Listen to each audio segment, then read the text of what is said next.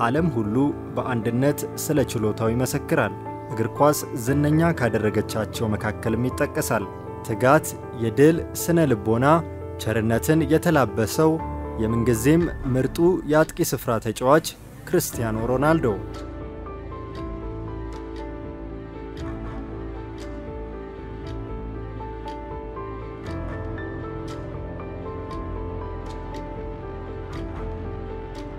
የዛሬው መሰናዷችን በእግር ኳስ ታሪክ ደማቅ አሻራን ያሳረፈው ለብዙ ወጣቶች አርያ ስለሆነው CR7 ይሆናል።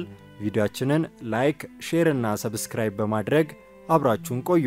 በየዘመናት እግር ኳስ ድንቅ ተሰጥኦ ያላቸውን ተጫዋቾችን እንደምታሳይ ይታወቃል።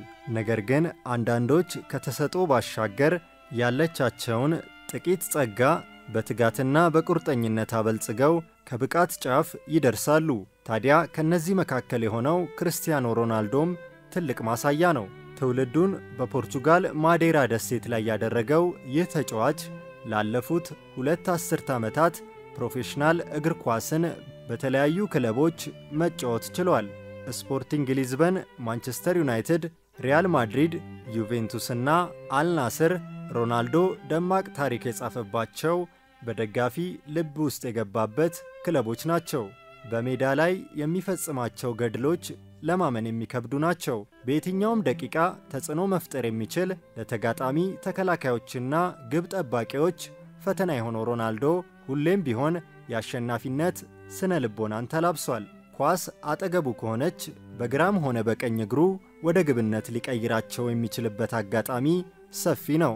ይህ ብቻ ሳይሆን በግንባሩም በርካታ ግቦችን ያስቆጥራል።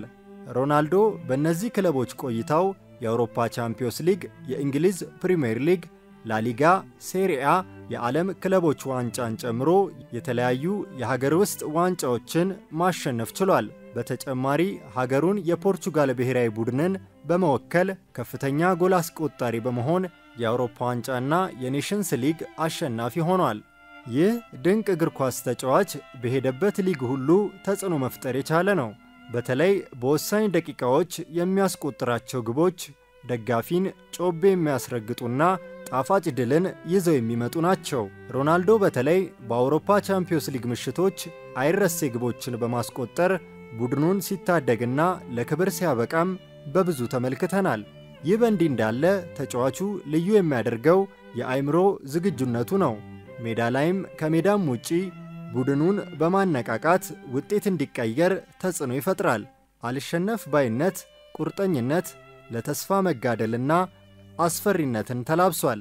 ይህንን ሁሉ የሚገልጸው ደግሞ በተለይ በልምምድ ሜዳ ቀድሞ በመድረስ ታታሪነቱን በማሳየት እንዲሁም በከፍተኛ ደረጃ የሰውነት ብቃት እንቅስቃሴን በማድረግ ነው። ብዙዎች በ30ዎቹ ዕድሜዎቻቸው እግር ኳስን በቃኝ ብለው ሲሰናበቱ፣ ይህ ታላቅ ተጫዋች ግን ለዓመታት የሰውነት አቋሙ ላይ ሳይሰለች በመስራቱ ዛሬም ድረስ በእግር ኳስ ሜዳ እንድናየው ሆኗል። ሮናልዶ በተወለደበት በማዴራ ወደብ አካባቢ የራሱ ደሴት ያለው ሲሆን ከ3.4 እስከ 55 ሚሊዮን ዶላር እንዳወጣበትም ይነገራል። በአትላንቲክ ውቅያኖስ ግርጌ ላይ የምትገኘው በአስገራሚ ተፈጥሮ የተዋበችውና ነፋሻማ አየር ያላት ማዴራ ለመዝናናትም እጅግ ተመራጭ ቦታ ናት። ሮናልዶም አንዳንድ የእረፍት ጊዜውን በዚህ እንደሚያሳልፍ ይገለጻል። በዚሁ ደሴት ላይ ባለ 5 ኮከቡ ፕሪስታና CR7 ሆቴል ይገኛል። ይህም 40 ሚሊዮን ዶላር ወጪ የተደረገበት ሲሆን በማዴራ፣ ሊዝበን፣ ማድሪድ እና ኒውዮርክ የሚገኝም የሆቴሎች አካል ነው። እንዲሁም በእግር ኳስ ያገኛቸው ክብሮች የተሰደሩበት የራሱ ሙዚየምና ሐውልትም በማዴራ ይገኛል። የማዴራ ኤርፖርትም ክርስቲያኖ ሮናልዶ ኤርፖርት በሚል ተሰይሟል። 75 ሚሊዮን ዶላር የወጣበት C650 የምትባል ጀት ያለው ሲሆን ወደ ፖርቹጋልና ሳውዲ አረቢያ እንዲሁም ሌሎች ቦታዎች ይጓዝባታል። 9 ሚሊዮን ዶላር የወጣባት ቡጋቲ ሴንቶዲሲ የተባለች መኪናና 3 ሚሊዮን ፈሰስ የተደረገባት ቡጋቲ ቺሮን የሮናልዶ ንብረቶች ናቸው። በተጨማሪም በዱባይ አስገራሚ ደሴት ከባለቤቱ ጆርጂና ሮድሪጌዝ ጋር በ9 ሚሊዮን ዶላር ወጪ ገዝቷል። እንዲሁም 7 ሚሊዮን ዶላር የሚያወጣ ቅንጡ መርከብም አለው። ከዚህ በላይ በተለያዩ የአውሮፓ ከተሞች ቅንጡ መኖሪያ ቤቶች ያሉት ሲሆን ተቆጥሮ የማያልቅ ጥሪትና ንብረት ባለቤት ነው። እግር ኳስ የሥራውን በመክፈል በሀብት ያንበሸበሸችው ክርስቲያኖ ሮናልዶ ግን ያገኘውን ወደ ራሴ ሌላው እንደፈለገ ብሎ ዓለሙን ለብቻው አልቀጭም።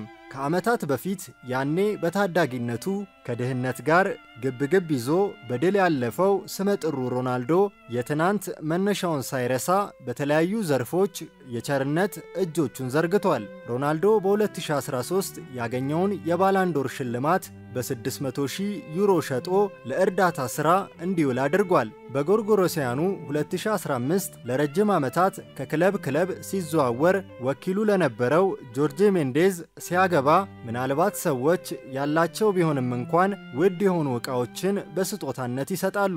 የሮናልዶ ግን በማይታሰብ መልኩ ለጆርጄ $30 ሚሊዮን የሚያወጣ በግሪክ ያለ ደሴት እንኳን ለዚህ አበቃ ብሎ ስጦታ ሰጥቶታል። በዛው ዓመት የተመሰረተው የሮናልዶ ፋውንዴሽን በዓለም ዙሪያ ያሉ ሕፃናት ትምህርት፣ ሕክምናና ሌሎች አገልግሎቶችን ድጋፍ በመስጠት ላይ ይገኛል። በተጨማሪም ከዩኒሴፍና ሌሎች የረድኤት ድርጅቶች ጋር በመሆን ለተቸገሩ ድጋፍ ማድረግ ችሏል። ሮናልዶ ለተለያዩ የተፈጥሮ አደጋዎች ለምሳሌ በኔፓል በደረሰው የመሬት መንቀጥቀጥ፣ በኢንዶኔዥያ በተከሰተው ሱናሚ ድጋፍ ያደረገ ሲሆን ለኮሮና ቫይረስ ወረርሽኝ የገንዘብ እርዳታ ልኳል። በተለይ ደግሞ አስገራሚ በሆነ ሁኔታ ኤሪክ ኦርቲዞ ክሩዝ የተባለ ልጅን መርዳት ችሏል። ምንም እንኳን ቤተሰቡ የአድናቆት ፊርማ እንዲያስቀምጥላቸው ሮናልዶን ቢጠይቁትም እሱ ግን አብልጦ ያላሰቡትን የኒውሮሎጂካል ሰርጀሪ 77,000 ዩሮ በማውጣት አሳክሞታል። ይህን ሁሉ ቸርነት ሳይሰስት የሚለግሰው ሮናልዶ አባቴ ለሰዎች ቸርነትን ስታደርግ ላንተ ፈጣሪ ጨምሮ ይሰጣል ብሎኛልና የሆነውም ይኸው ነው፣ ፈጣሪ በየጊዜው እየጨመረልኝ ነው ብሏል። በአንድ ወቅት በተቀሰቀሰ የኢቦላ ወረርሽኝ መከላከል ዘመቻ ላይ የግንዛቤ ማስጨበጫ አካል በመሆን ቪዲዮም ሰርቷል። እንዲሁም ከአርቲስቶች ጋር በመሆን ለሰላምና ፍትህ በሃይቲ ያሉ ሕፃናትን ለመርዳት የተለያዩ ሥራዎችን ሰርቷል። በፖርቹጋል ላለ የካንሰር ማዕከልም የ154,000 ዩሮ የለገሰው ሮናልዶ የሴቭ ዘ ችልድረን፣ የወርልድ ቪዥን እና ዩኒሴፍ አምባሳደር መሆን ችሏል። እጁ የትም የሚዘረጋው ይህ ተጫዋች በቱርክና ሶሪያ በ2023 በገጠመ የመሬት መንቀጥቀጥ ለመልሶ ግንባታ ወደ ስፍራው $350,000 በመላክ የምግብ፣ የብርድ ልብስ፣ የድንኳንና የመድኃኒት ቁሳቁሶች ድጋፍ አድርጓል። ክርስቲያኖ ሮናልዶ ፖርቹጊስ፣ ስፓኒሽ፣ ጣሊያነኛና እንግሊዘኛን አቀላጥፎ የሚችል የባለብዙ ልሳን ባለቤት ነው። ይህ ተጫዋች አሁን በሚጫወትበት በሳውዲው አልናስር 16.6 ሚሊዮን ዩሮ በወር እንዲሁም 200 ሚሊዮን ዩሮ ዓመታዊ ዳጎስ ያለ ክፍያን ያገኛል። ፎርብስ መጽሔት በ2025 ባወጣው መረጃ መሰረት በዓለማችን ቀዳሚው ከፍተኛ ተከፋይ አትሌት መሆኑን ገልጿል። በዚህም $275 ሚሊዮን ወይም 206 ሚሊዮን ዩሮ ዓመታዊ ገቢ ያገኛል። ከሱ በመቀጠል የባስኬትቦል ተጫዋቹ ስቴፈን ኩሪ $156 ሚሊዮን እንዲሁም በሶስተኛ ደረጃነት ቦክሰኛው ታይሰን ፉሪ $146 ሚሊዮን በማግኘት ተከታዩን ደረጃ ይዘዋል። 40 ዓመቱ ላይ የሚገኘው ሮናልዶ ዛሬም ለክለቡና ለብሔራዊ ቡድኑ በመጫወት ለብዙ ወጣቶች ጠንካራ የሥራ ባህልን በማሳየት ተምሳሌት መሆን ችሏል። የተወደዳችሁ ተከታታዮቻችን የዛሬው መሰናዷችን በዚሁ ተጠናቀቀ። በቀጣይ መሰናዶ እስከምንገናኝ ቸር ሰንብቱ።